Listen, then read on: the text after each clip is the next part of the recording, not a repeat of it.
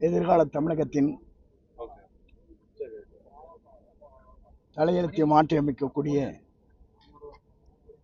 தமிழக வெற்றி கழகத்தினுடைய தலைவர்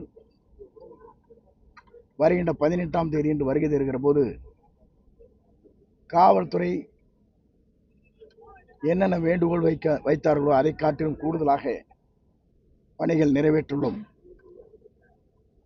குறிப்பாக பாதுகாப்பு அடிப்படையில் என்னென்ன தேவைகள் என்று குறிப்பிட்டிருக்கிறார்களோ அனைத்தும் நிறைவு செய்ய நாளை மதியத்துக்குள் நிறைவு செய்யப்படும். அதேபோல பாதுகாப்பு அடிப்படையில்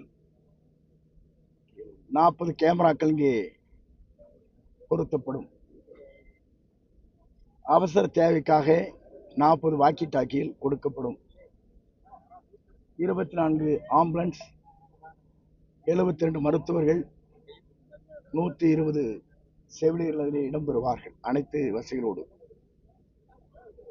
20 சின்டாக்ஸில் தண்ணிகள் கொடுக்கப்படும். வருகின்ற அத்தனை பேருக்கும் பாட்டிலே தண்ணீர் வழங்கப்படும். அந்த பேரிகேட் கட்டப்பட்ட இடத்திலேயே அனைவருக்கும் அங்கே வழங்கப்படும்.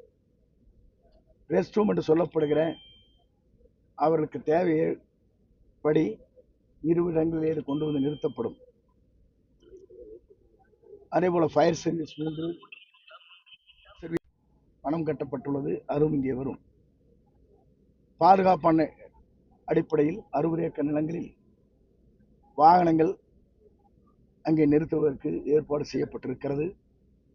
2 வீலர் வருவதற்கு 20 ஏக்கர் நிலங்கள் அங்கே கொடுக்கப்பட்டிருக்கிறது.